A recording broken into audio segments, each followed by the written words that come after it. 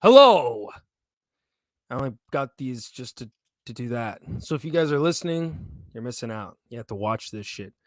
Hello, everyone. Welcome. I don't have a sound effects machine because I'm cheap as fuck. So you guys get this. Welcome to the Cybernetic Séance Podcast. Woo! It's Wednesday. Right? Halfway through your week. You guys can make it. Pull all the way through. The weekend's coming. The light is on the horizon. And soon Shangri-La will be within your grasp. But guys, welcome. What is this? Episode 11? Episode 11. I said it 3 times. An episode's so nice you want to say it thrice. Anyway, I'm your host, Ryan Laney, a.k.a. Ryan Frankenstein. AKA, I play Nexus, the chrome-faced robot suit-wearing dude from our Frankenstein. And I want to say a quick thank you to everyone who came out to our last show last Saturday at Club Terminal in Downey, California. It was an amazing turnout. It was so awesome to see everyone again, meet new people. It was a wonderful experience. And if you guys were there and you guys have any photos you took with me or photos of the band, be sure to send us over and we'll definitely share it and shout you guys out. It was an awesome show. You know, we played some new songs off of Hypercult. We played some oldies, of course. We always have to. So it was a genuine good. In case you guys do not know, we're playing in your living room, and yours. We're playing in your living room this Halloween. And if you don't know what the hell I'm talking about, allow me to show you.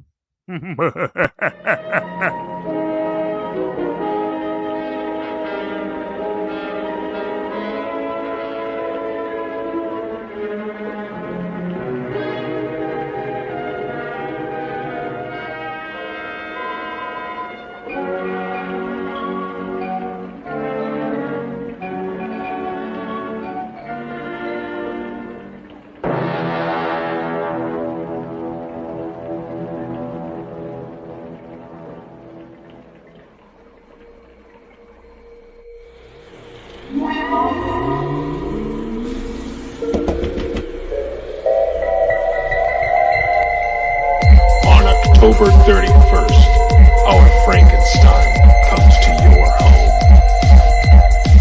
We are happy to announce the Hypercult Halloween live stream show, broadcasting directly from the bubonic corp warehouse. This global event will be streaming exclusively on our YouTube channel.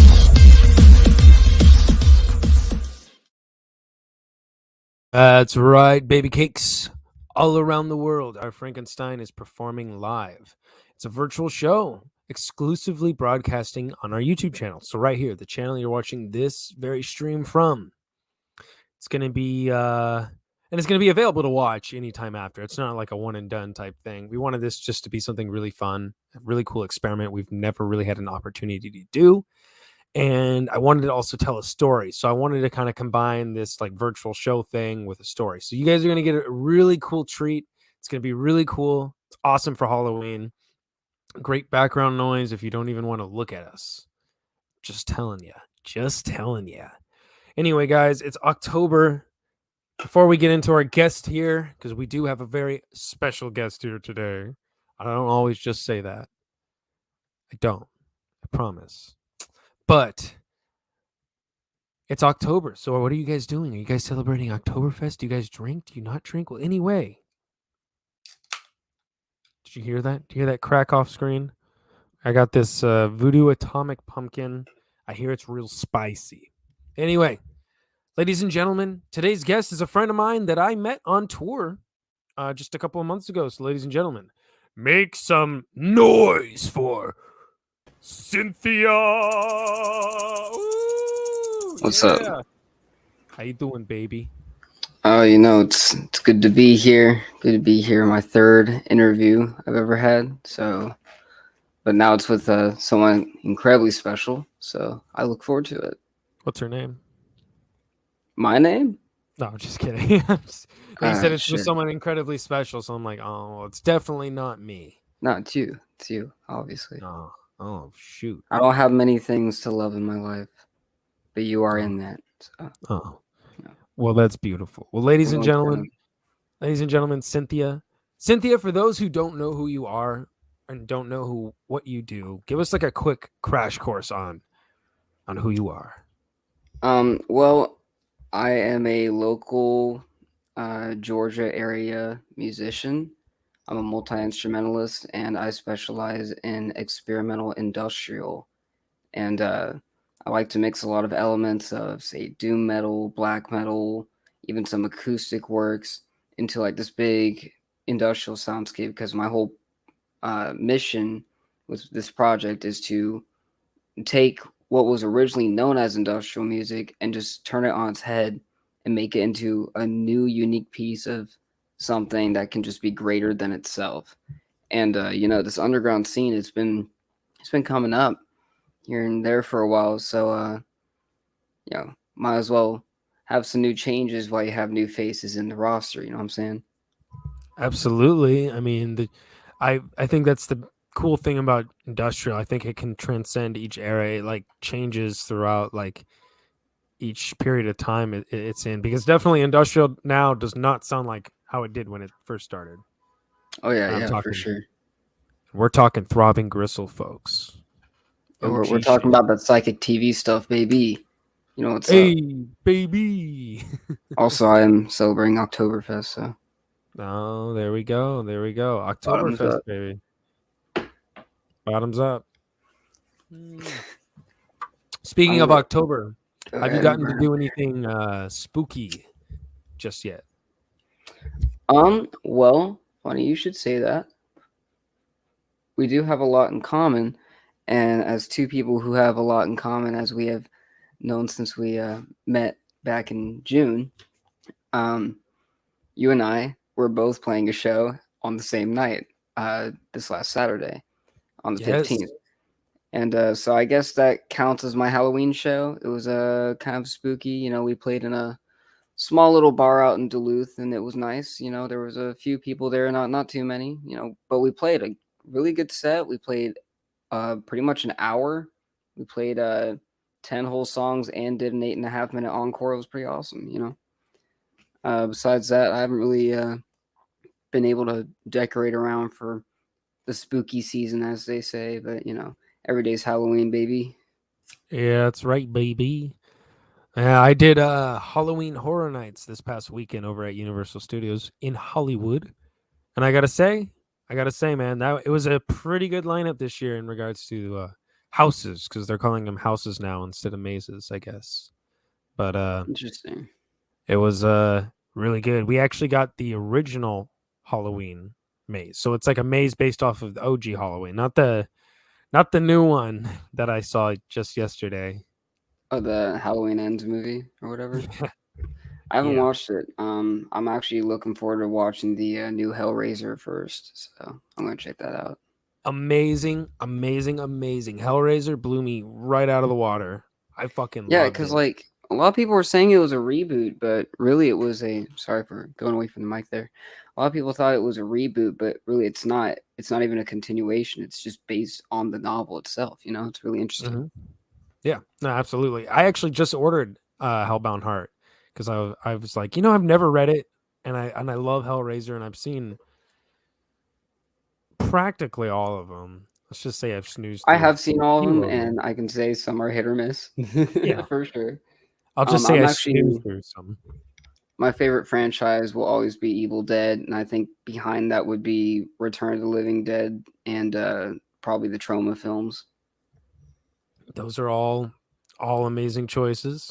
Make sure the label's showing so you can get that sponsorship. But you got it. Sponsored by Yingling, baby. Yeah.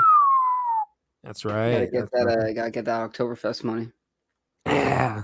Next October. So that's something I want to do, is like a Frankenstein Toberfest thing. Would be just amazing. Something, I don't know. I'm throwing it into the universe, folks. I recently played with an artist on the lineup for this small local festival we were playing, and he made his own hot sauce, for Pete's sake. So I mean, anything's possible, man. Yeah, that's like Shout out John from Seven Factor. He had his own hot sauce on the tour that we did. I don't know if you got to try any of that stuff. I didn't get But to. No, I didn't even see it. oh yeah, Seven Factor was selling a hot sauce at their merch table, and it was mild. I'd say it was a little mild. I'm used to a little hotter. So, But let's talk about when we first met because I think it's a pretty funny story. A when we little first locked funny inside eyes, joke. So, do you want to tell it or do you want me to tell it? well, you're the guest here today, so I feel like it's only right. It's only right for you to All tell. right, cool. I will be the storyteller for tonight. So, if you're tucked in at night, consider this your bedtime story, and then you're going straight to bed. Can't watch the rest of this. So when we first met, it was June 25th this year, and we were playing at a little, dive bar called Furnace 41 out in Jonesboro. And the show in particular was my first show I've ever played, period, in a live physical setting. It was my first ever show. And what was so special about it was that I was direct local support opening for Cyclone 9 on their Road to Hell tour.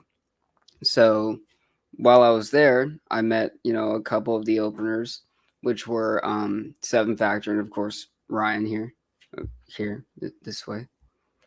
And it was funny because I already knew Seven Factor because I knew them through this old radio show I did last year. And it was funny because back when I knew them, they were still coining their name Human Factors Lab. Yep. So I couldn't find them all of a sudden. They just disappeared into the ether, and they apparently, rebranded, and that was kind of cool seeing them in person. After they were fans and friends of my radio show.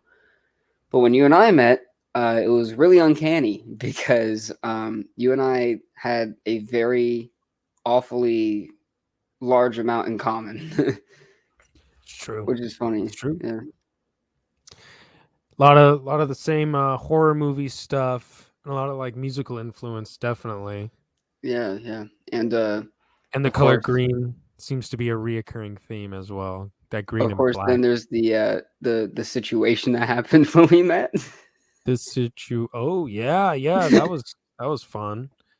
You were with us. Oh, did we? You were with us when we first rolled up to the venue, right? Yeah, I helped you guys load in and all that, and we just kind of hung out. I bought you a shot. We had a drink together. It was really nice. You did, because we DM'd each other on we slid into each other's DMs on Instagram, and we were like, yeah, okay, well before the show we'll do a shot, and we did it, and we commemorated that event. That tradition, Yeah, that's Georgia tradition. hopefully I'll be back there soon. But the situation in question that we're talking about is that I had helped him load in, and we were kind of talking after the show and doing all this cool stuff. Mm-hmm. And, we were taking pictures and all that, just two hot guys just out in Jonesboro doing whatever. But anyway, regardless, I asked you if you needed help with your merch and like loading out. And you said, no, I'm good. And we were just kind of talking. Nothing happened. Nothing was going on. There's it was just us talking in the venue. There was no vibrations, no nothing. And for some reason, the grate on the back of the merch tables that holds like the shirts and whatnot, just decided to just have a mind of its own and attack you. And fell around your head, and I was like, "Oh my god, what the hell?" I was fine, I think, because I was wearing a hoodie. And then I had my mask on kind of like underneath the hoodie. So like, I feel like because the mask that I wear on stage is it makes my head look bigger because it's a little larger at the top and it's all hard in the back. So I'm wondering if that sort of broke the fall a little bit. I don't know, maybe, Underlined, shout out to Underlined, by the way. Great artist. He knows how to make a good mask. I'm actually about to get a mask off him too, because we were talking about that when we met each other too.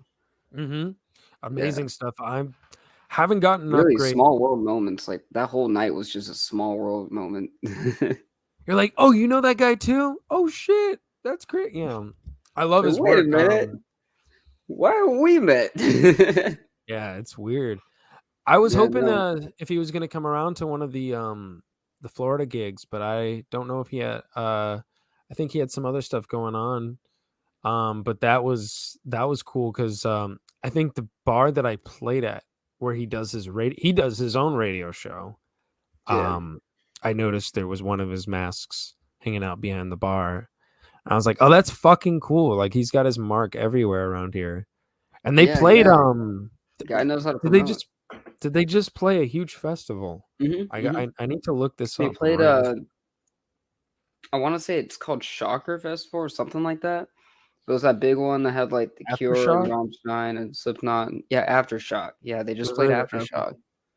I'm That's pretty going wild. to Yeah, Yeah, his that he's got a band called the 500 BLK, and they were on I think for Saturday. No, it was Louder Than Life. It was Louder Than Life. Louder Than Life. All right. But Yeah, same. because they were both promoted in the same vein. So yeah. For non-outdated purposes, we should acknowledge that. Yeah, exactly. It was Louder Than Life, but it was still a lot of cool bands. So, and it was all that. Yeah, It was a lot of like really Slipknot. cool bands, a lot of really cool up and comers, a lot of really cool legends. You know, it's pretty sick. Very nice Can't go lineup. wrong with fucking. They played the same day as Slipknot and Lamb of Yeah. God. So, and You know, Guar. I saw Lamb of God one time. Not my thing, but you know, to each their own. I enjoy Lamb of God. And I saw I think them when they headlined for Slayer, so ooh, it's kind of cool. I saw Slayer. The last time I saw Slayer was a while ago. It was at a Knot Fest, but and it was it was one of the last times Slipknot was doing like Knot Fest instead of like the road show where it's just like a few bands. Yeah, They were doing that down over here at the San Manuel Amphitheater, and I remember that I don't know what happened.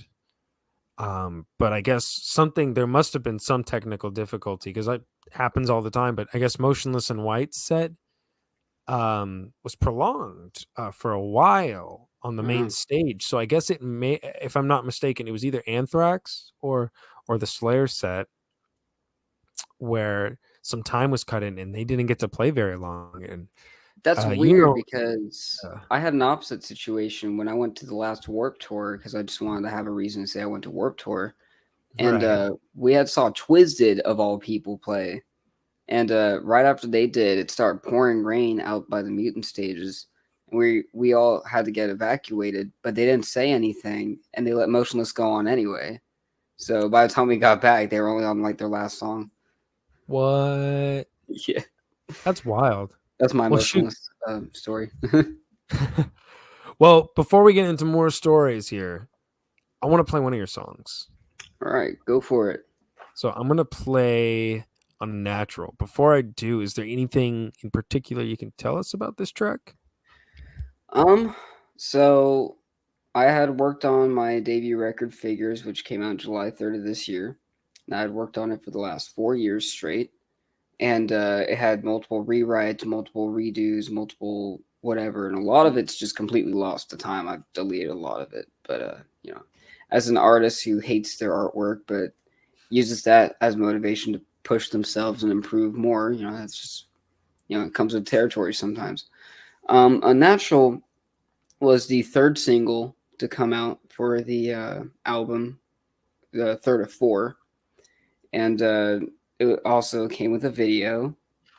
And we kind of like, so when we made the video, I like to do the analog thing. I like to work with tapes and, you know, maxi material, VHSs and that kind of thing. That's like kind of my thing. Hell yeah.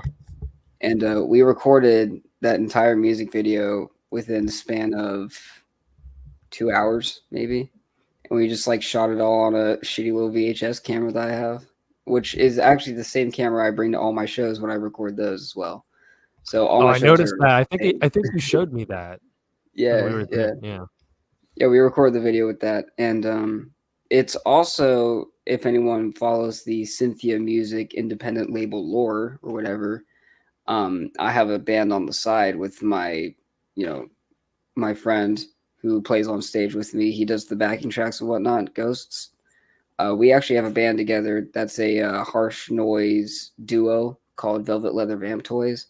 We had this little mascot that we made that was like this little baby doll that we just drove nails into and just started writing a bunch of shit on. And that's what we call Nail Baby.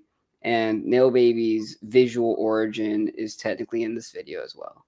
So, yeah. Well, shit. We're about to see the origin of Nail Baby. Let's do it. Ladies and gentlemen, Unnatural by SinThya.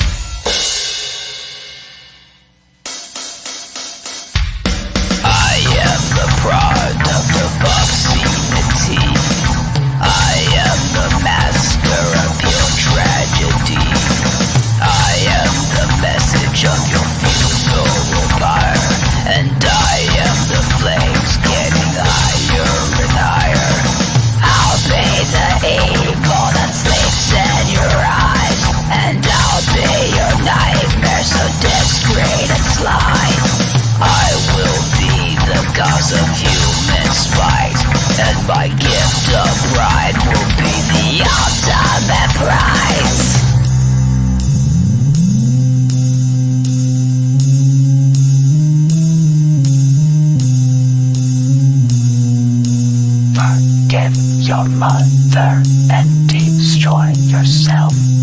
Your cable shorted with no room for help.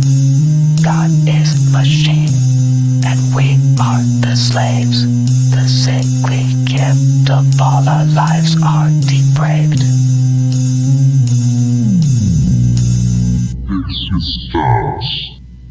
It's unnatural.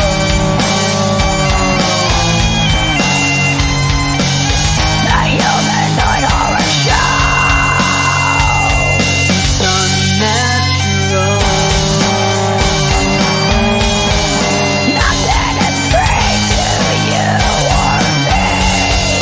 Saving is the purest flattery. I am the omen and I am the creed.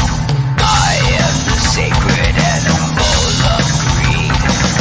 I am the cause of your sinful desires, and I am the witch burning inside the fire. I'll be the executioner of the sky, and I will be the gouger of the third eye.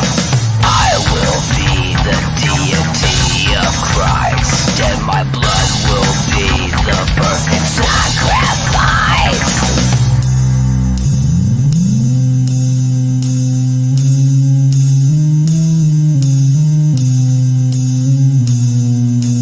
Forgive your mother and destroy yourself.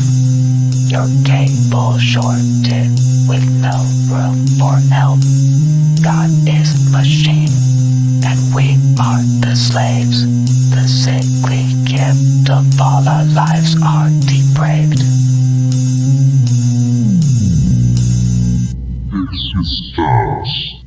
It's unnatural.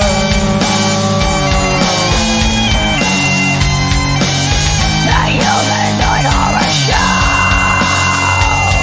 It's unnatural. Nothing is free to you or me. Winning is the purest flattery.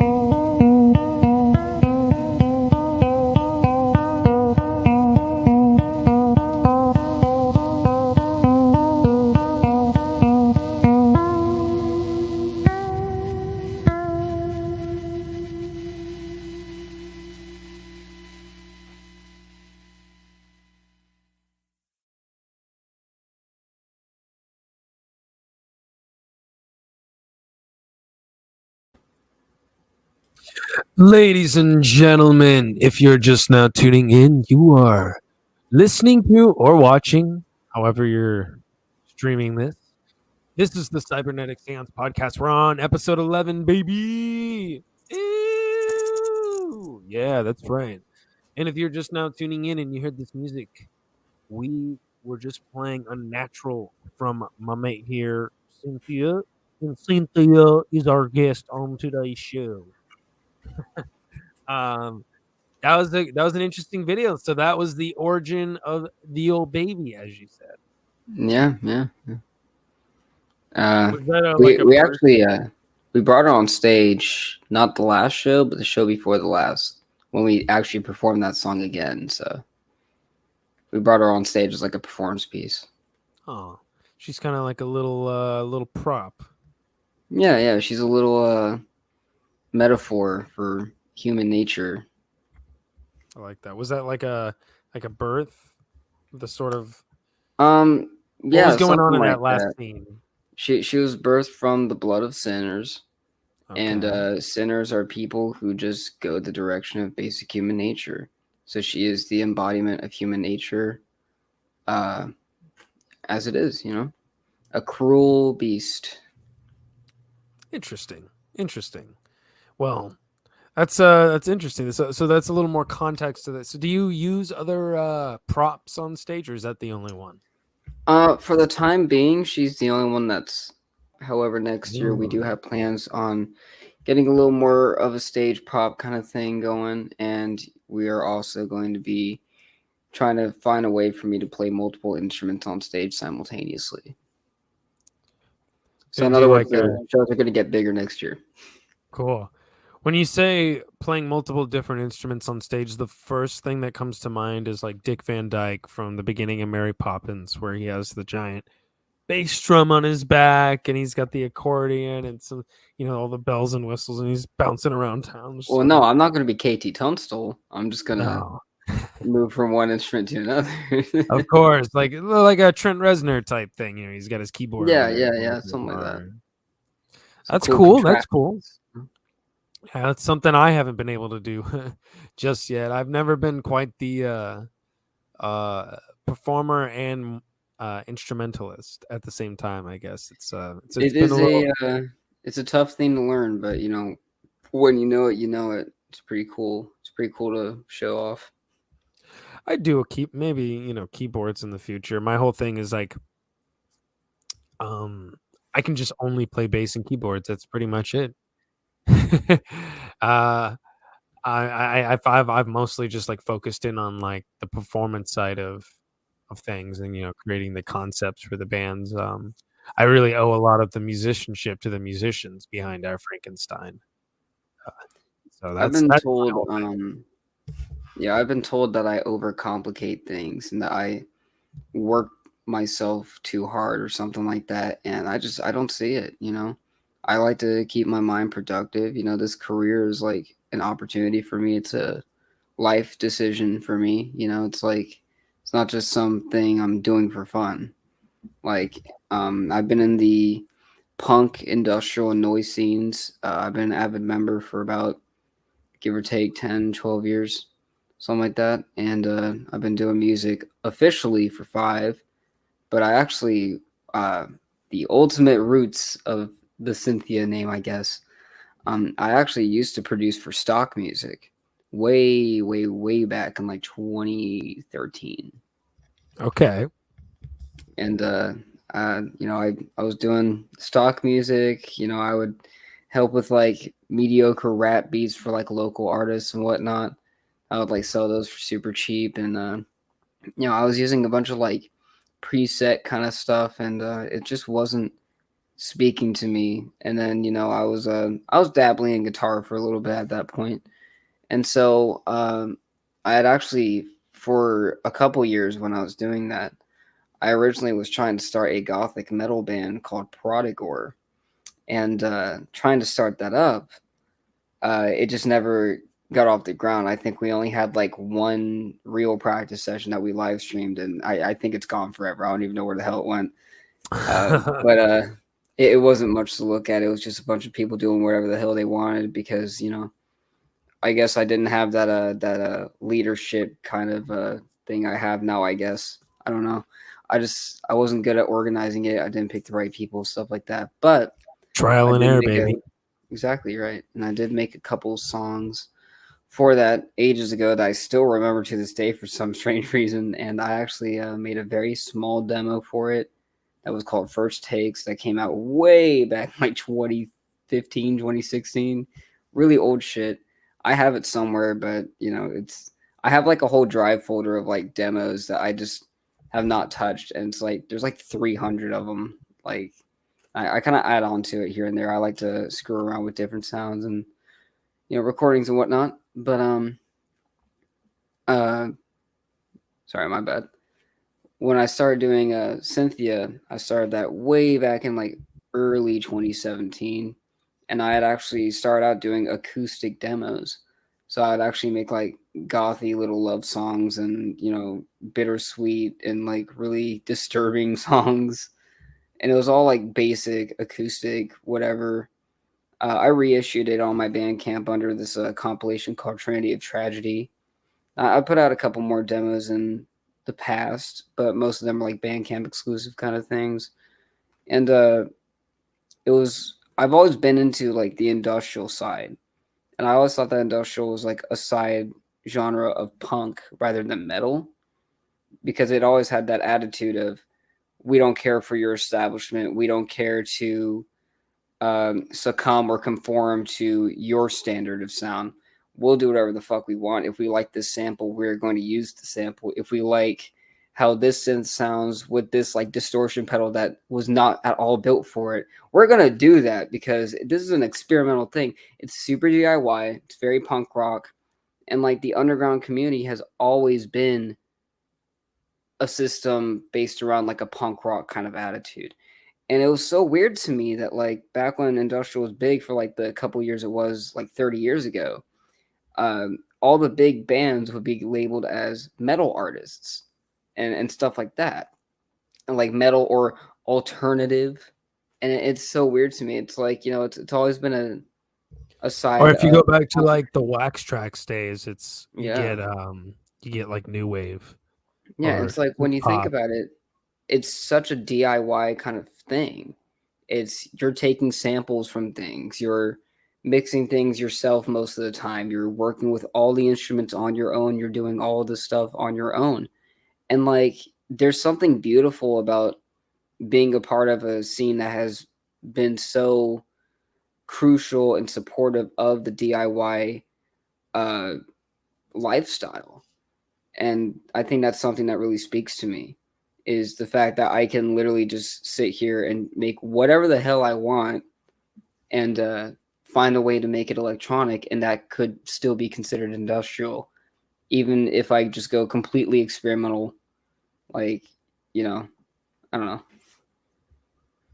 I mean, going completely experimental is industrial. I'd say industrial's furthest roots are bands like Throbbing Gristle, which is literally depends on who you're talking to. Some would consider just noise, but I think it's beautiful. I think if you It really listen is. to a lot, yeah. So a lot of it is just really experimental soundscapes and I mean, even groups like I wouldn't consider them industrial per se, but Kraftwerk, they have a lot of soundscapey stuff, a lot of Yeah, a lot of swing. like that early synth sound, like Devo and Mhm. B-52s and all that were definitely influences for sure.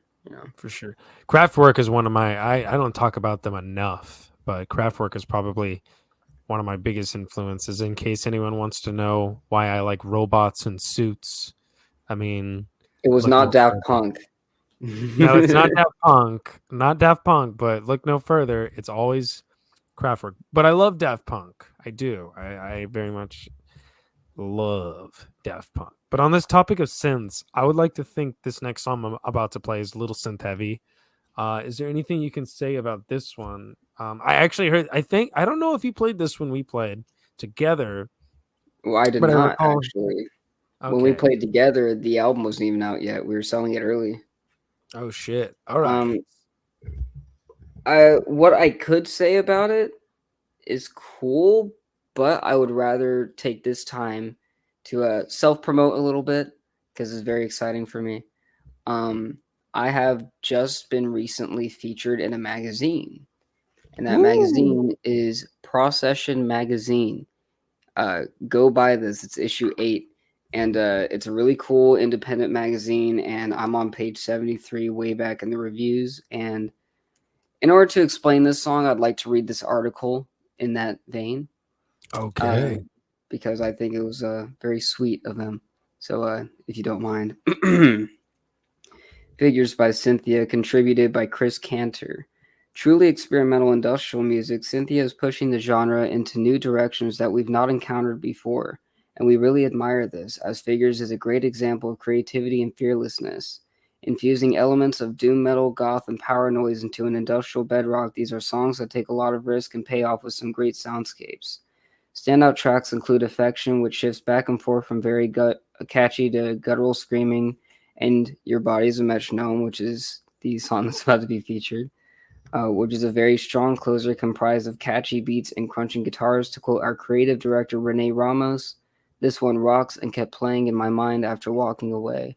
So from what I can tell from that little section there, a lot of people have told me that it's their favorite on the album. I'm not usually, someone who appreciates their own music or their own talents, I guess. I'm not usually that kind of like prideful, but knowing all the really nice feedback and sweet words that I've been getting and all that from people who really enjoy the record, especially this last song, it kind of holds dear to my heart, but yeah, here's a song about incessant sex.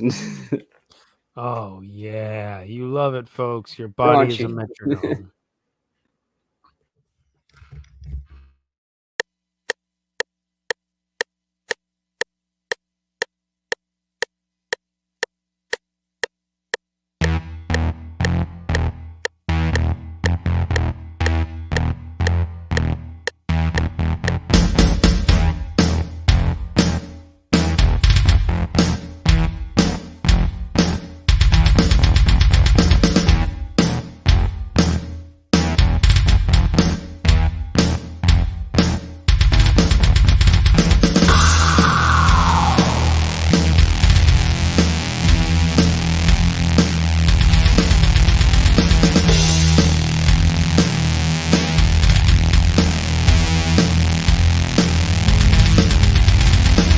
Last night was like a dream. I was moving to a beat. I love to make you scream. You were dancing to my Krieg. I'm famous like a movie star. I grip just like an old guitar. I see you got some brand new scars. I wanna crawl inside your body hard. Let's go!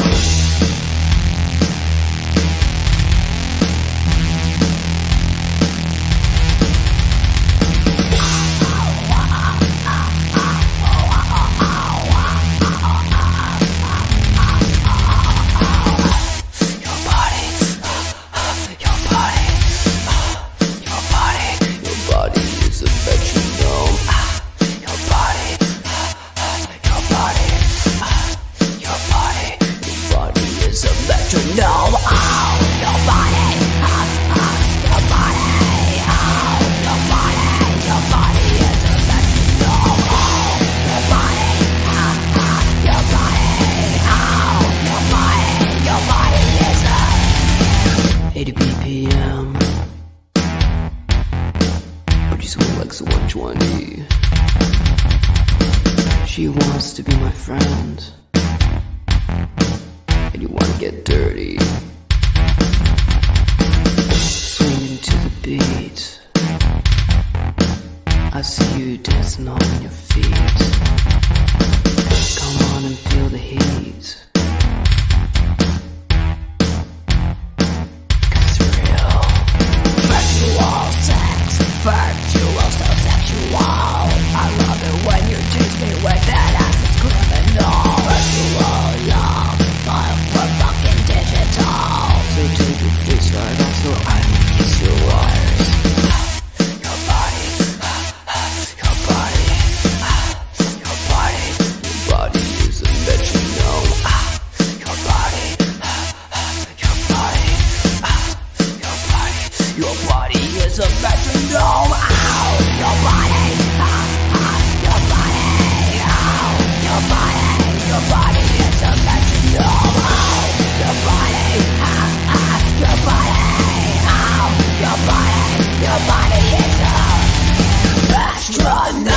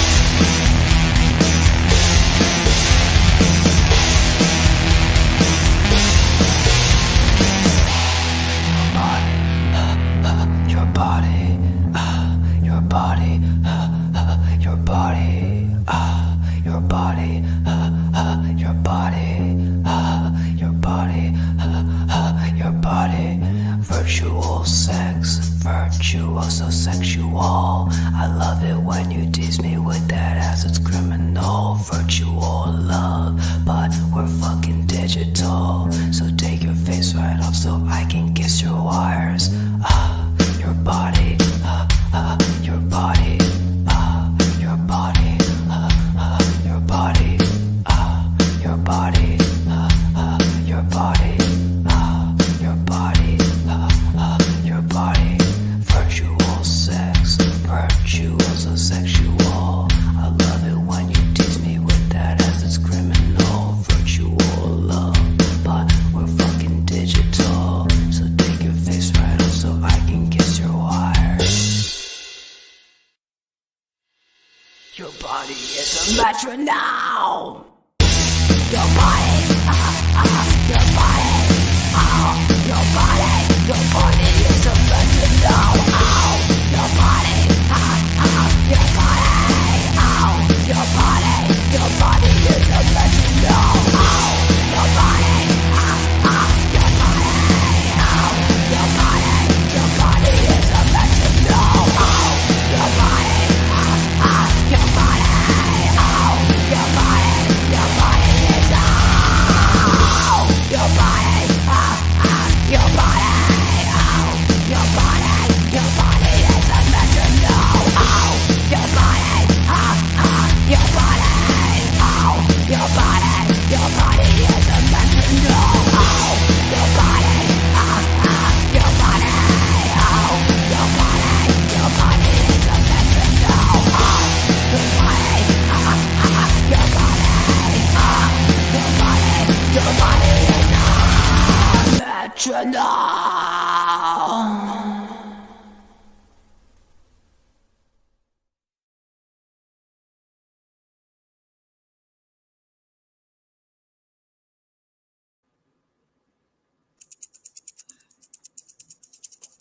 Oh boy. Ladies and gentlemen, You practicing? your your body is a metronome by SinThya. SinThya. That's SinThya. me. It's a me, Chris Pratt. Did you Yeah, I see that didn't watch Mario that. trailer? Did not. I refuse to. Oh, you know what? I'm gonna say it. I'm hopeful. Bowser looks and sounds fucking sick. I was like Jack Black I love Jack Black. Don't get me wrong, but I'm like Bowser. He just kind of just makes noises, And then I saw the trailer. I'm telling you, man, give it a shot. You barely hear Chris though. You barely hear Chris. You haven't really gotten the full reveal of Mario. You've seen him. I'm like, okay, Mario. Now I want to know if he does the wah wah oh wah. Yahoo! Just fucking. Yeah, dude. I am excited. I would like to see him be Oh, and he has to do extremely the animated. he has to do the oof to the oh that thing he does. It's a me, a Chris Pratt. Yeah, I mean, Toad sounds cool.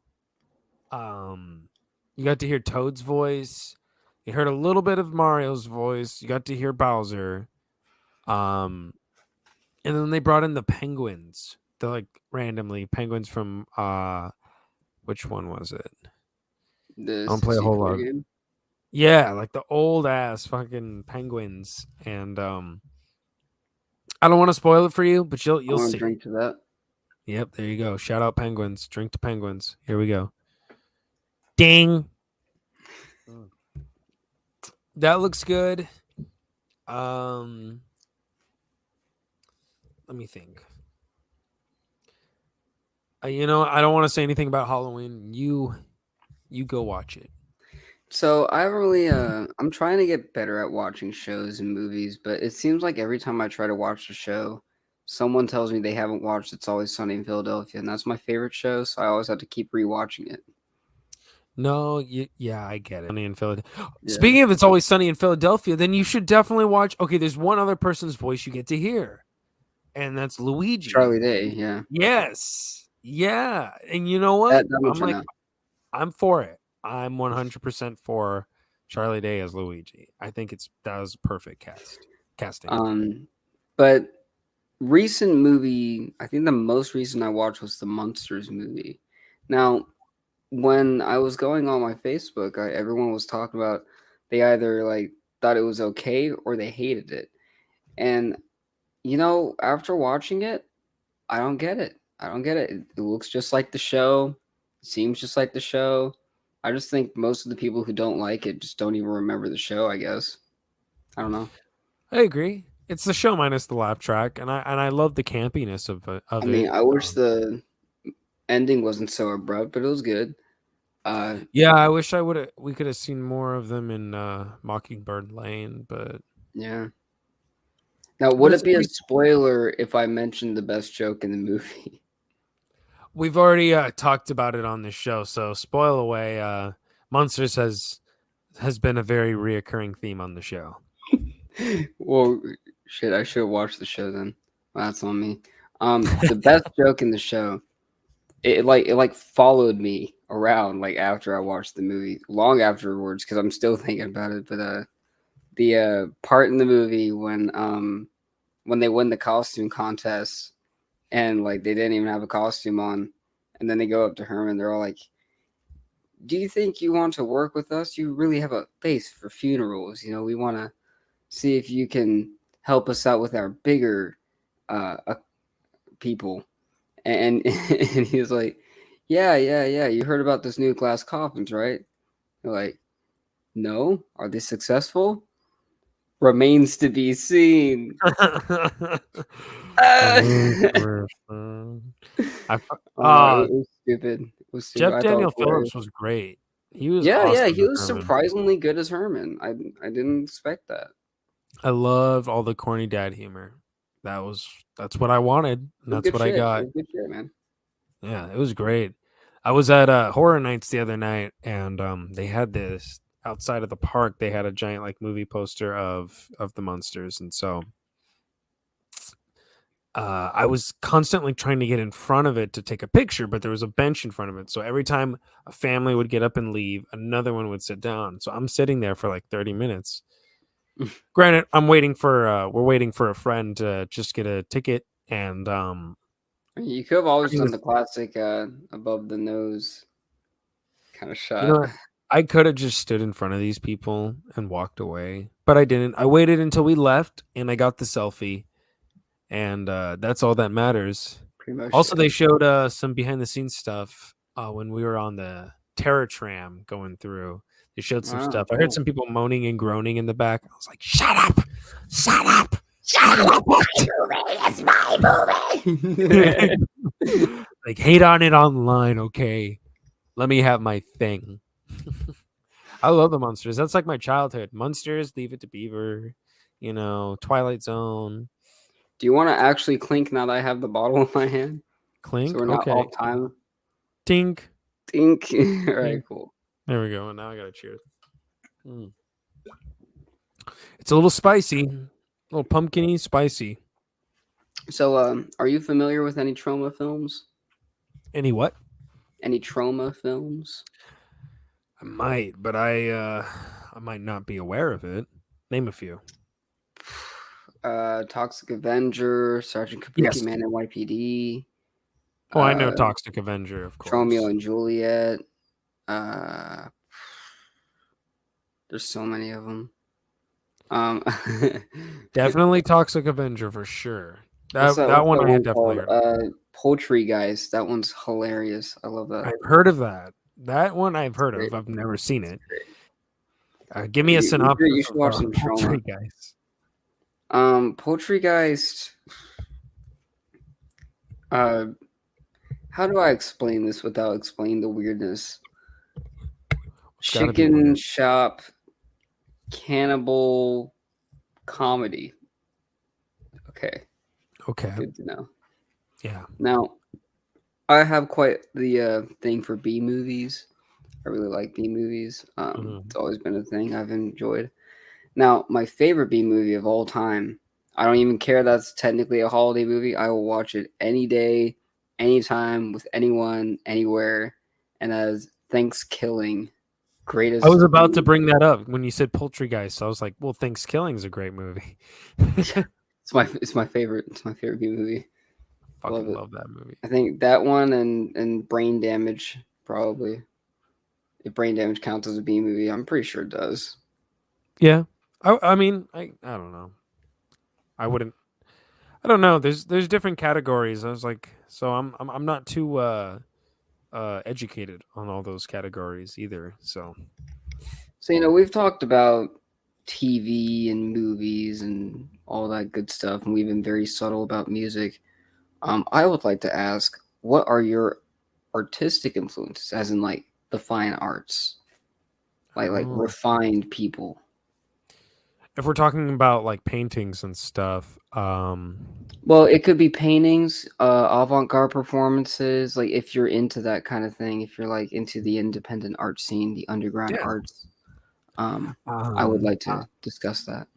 Well, that's a rare one, but that I get. But I'm a huge fan of Francis Bacon, who was a painter who did a lot of like horrifying artwork, and a lot of people have looked at some of my artwork and have compared it to like Marilyn Manson because It's all like grody and whatever. sloppy and Yeah. not really, just very distorted. The features are very Blotchy. disproportionate. Yeah. But Francis Bacon and Salvador Dali, obviously Dali is a huge influence on a lot of people, but Francis Bacon more so, just because he was such a haunted person in general. He was an addict, and he had a lot of troubles in his life, and unfortunately, I don't know if he really overcame a lot of those traumas, but It's a lot. uncannily relatable. Yeah, Yeah. he's very much like Edgar Allan Poe. He would be like the Ed Poe of painters in my perspective. You know, he was very No haunted. way. Yeah, I mean, he didn't look like a goth boy or anything, but you know, his art spoke for itself. A lot of just He like, looked like someone in the background at a Frank Zappa concert. I mean, yeah, he exactly. really did. There you go. Yeah. As for like outside of artists, I mean, my big thing is cinema. Um, I mean, ultimately, someday I would love to get into movies, not as an actor, but I would love to be involved, you know, behind the scenes. That's funny you should say that because, first of all, I would like to mention I saw how slick you were. I know what that movie was that was in that trailer. That was The Brain That Wouldn't Die because I have a copy of it on VHS. That's what I was about to say. Ah, Um, since you do bring up movies, I don't just do music on the side.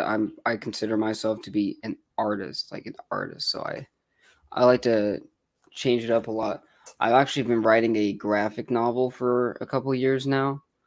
okay. But on the side of that, I've also been for the last 5 years. I've had this concept for an independent film, and I've been writing the script for years now, and I keep rewriting it and redoing it and all that. But it's a movie that I've been working on the side that I rarely tell anybody. But it's an independent film called Anstrengung, which is German for effort, and it's Okay. a very nihilistic avant-garde independent film. Very artsy shit. But the thing is, a lot of it has to do with man, I forgot the word. Hang on. Masochism. A lot of it has to do with masochism and self-harm and pain. And the thing is that I'm so dedicated to this project that if I do end up doing, acting work in it, like if I have to star in it and whatnot, a lot of the effects are going to be like, practical, but there's also going to be things I do to myself like for real. And Right. so it's going to be like a pretty extreme experience once I get that off the ground. But yeah. That's gonna be quite a shocker, man. You got to get a whole premiere for that thing, man. I will be there. I will be there to watch and witness whatever this art is, because I mean, for me, everything is art. I you know, Stands the test of time, it's art. yeah. Well, I've grown out of a little bit of this whole like.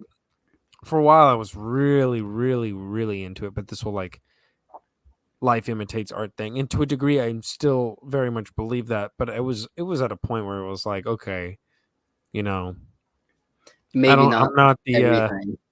you can never go full Joker, baby. Once you go full Joker, you don't go back. So It's like that movie Synecdoche, New York, which is also a really good movie. You haven't seen it. yes. It's a good movie. But So I very much believe a lot of the stuff that I do is to me, I've never been a traditional musician, so I've never been able to fuck traditions, man. This is well our in the scene. sense, We will make it what we make it. of course, but it was always more in the sense of like, I don't I can't read music. I sort of learn by ear, and I play like when I play keyboards or occasionally program music, it's sort of like I have help, there in the studio for me. But for me, I'm more of the guy who plans the show or the characters and the background, the origins and everything, concepts and all that. That's my thing, and Yeah. that's why I very much want to get into film, because I think there's a lot of these ideas I would love to flesh out in a much more cohesive way. With our Frankenstein, it's cool because I don't think what one album is a story. It's sort of an ongoing, like the album cycle is an ongoing story. So, there's something going on day to day, kind of coinciding with the reality of whatever. I like gorillas, shit like that. It's like take I, my advice with a grain of salt, because, like I said, I have a tendency to overcomplicate things. I guess it's like I have this weird system in my head because I have like all these mental illnesses, so I kind of like try to make them work into my creative flow. But getting into filming, I think I've learned more from filming, working with pieces of shit VHS cameras and analog material, and learning about the ins and outs of certain machinery. I think learning all that and having a grasp on that has really helped me in my, you know, way of trying to learn how to edit. And also, when I brought up the fine arts conversation, I was wanting to mention that when it comes to me and my fine arts influences, um, so I don't know about influences, but like stuff that I really gravitate towards. Right. I'm really into the composer Frederick Chopin. I think Okay. he's a very legendary, and the way that his sound works and moves, and the way that the notes are really like speaks to me in a way, because he like used to use odd notes over major chords, and I just know like the basic entry level like music theory, but like Damn. knowing Are you that thing. telling me? Are you telling me that he was the first vaporwave artist? No, I'm telling you that he was Josh Homme before Nah, I'm Josh just Homme. No, I'm kidding. But as well as art, I really like independent artists. I'm really into that independent underground art scene. And one of the artists I respect the most is an artist named Bronwyn Lorelei. And she usually does like this art where she takes basically the idea of women but makes it the most ugly, disgusting, repulsive, hairy, demonic creature of a woman you can possibly imagine. And she likes to stretch the body types into like these almost Cronenberg-esque art pieces, and they're terrifying and yet beautiful at the same time. It's like very alluring.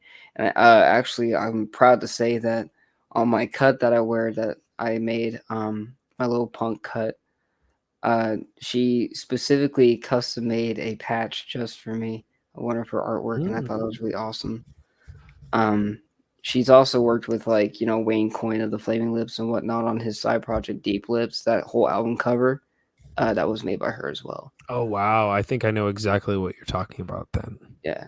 And when it comes to art as well, if there's any musician, like I idolize a lot of musicians. A lot of them are probably musicians that people wouldn't think that I would idolize, but like Well, like let's name some of your influences right now. okay, well, Chris Cornell, Glenn Danzig, Elliott Smith, Sonic Youth, Deftones. I've kind of like been learning a little bit. I've been kind of studying the works of Ween as well, because I like their variety and I want to learn more I about them. love Ween. No one talks about Ween. Ween is Let me have a little quick rant about Ween, okay? okay. I've been known to be like have like an encyclopedic enjoyment of music for like over 18 years at this point. And I always got complimented for it, but the second I brought up how much I love Ween, now I'm just the guy that listens to Ween. I don't know where that came from. I don't know how it happened. I'm like, so I've talked about all these other artists like Frank Zappa and Devo and Primus and all that, and I don't get shit. Yeah, I don't see people get shit for Fish either. But like, the second you hear Ween, all of a sudden you're the guy that listens to Ween. It's Right. kind of annoying. It's a little annoying, but But it's a niche audience. I mean, it's not for everybody, but they're just really good musicians, and that's hey, what it there's is. worse bands to be known for the guy for loving Ween. I'll say that. I've had some buddies insult me for some of my not insult me, but bust my balls for some of the choices that I have, which tend to be a little unconventional. You know what? We're gonna wrap up here pretty soon, just because Right. we're reaching the end. But I Yeah. want to ask you, what are some of the most unconventional artists aside from Ween that people wouldn't assume you would like? Maybe like a guilty pleasure or Oh shit. yeah. Uh, Actually, I've been trying to get more into pop, Okay. and I think that new Charlie XCX album, Crash, that was a really good album. I really like that. Cool. I also really like Death Consciousness by Have a Nice Life. I'm really into the works of Horror, HO9909. They're really great. They're kind of like a punk rap industrial kind of thing. They're Yeah, really I saw cool. them on tour with Um, Three Teeth a couple yeah, years me back. too. So did I. Yep. Yep. I'm also, man.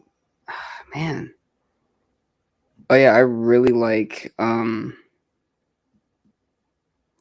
actually really dig Post Malone. I think his stuff's kind of cool, and so same thing with Joji. Um, uh, Joji makes I'm me gonna, I'm gonna cry. wrap up these last two things I was saying earlier, though. Other influence I was gonna say was like My Ruin and Bile and Nocturne, stuff like that. Um, the last artist I wanted to mention, real quick, is just so I don't get like super sidetracked. Last artist I wanted to mention is probably the most important. My favorite band of all time is Christian Death, and Christian Death was composed by Roz Williams. Roz Mhm. Williams, when he went off the deep end and started doing all that crazy shit with his art, it like spoke to me in a way. And creatively, I don't know how weird it is to say, but I relate to him so much that I almost feel like I'm like a second coming musically of Roz Williams.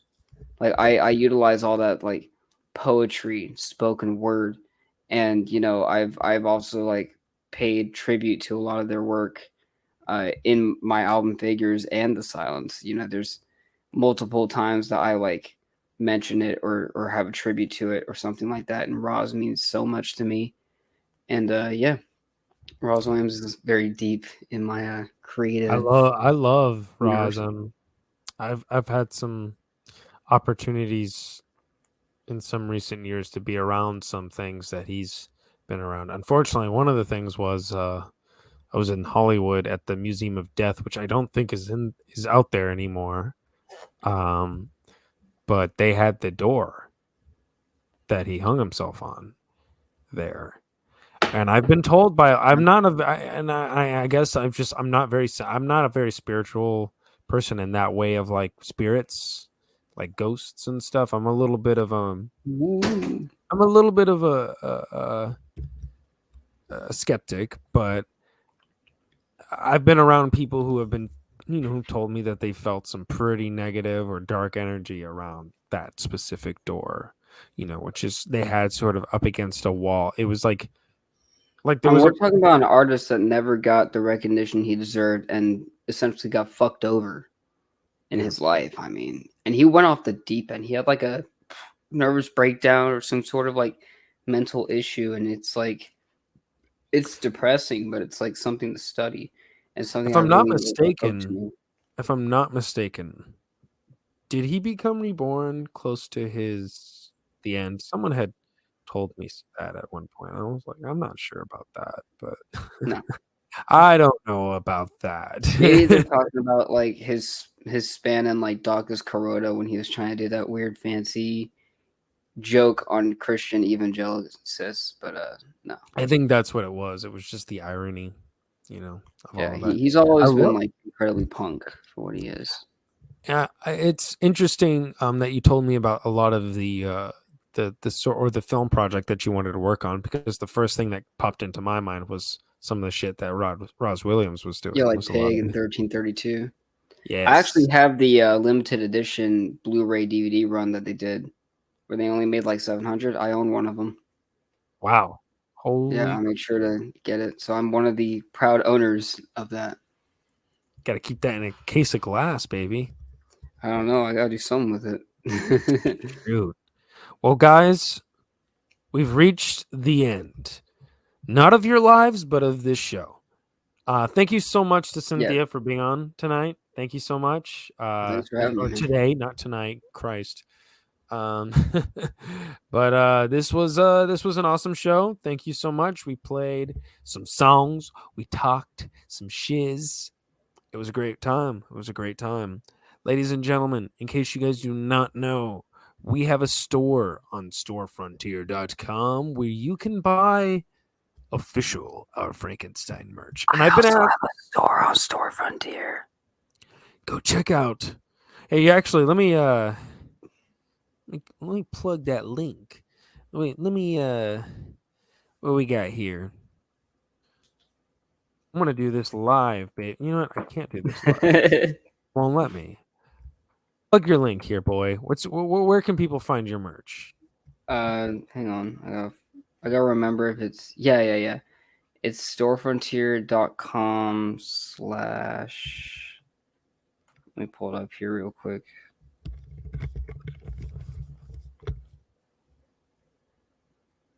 /SinThya. Yeah.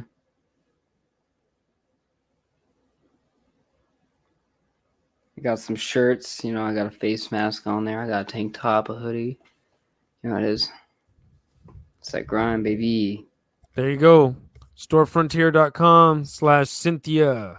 Because in case we didn't have enough in common, you know, we're both on Storefrontier. We're always on Storefrontier. Actually, Yeah. before I get into some of my late show plugging, give us your social medias, my friend. Tell us where people can find you. Where can they listen to your music? How can they communicate with you? How can they book you? How can they stalk you? Just kidding. All Don't right, stalk. cool. Well, Right. I've already dealt with that in the past. Oh. Well, if you want to get to know more about the SinThya brand, I guess, Instagram, Twitter, SinThya the Devil, all one word, obviously, because they're handles.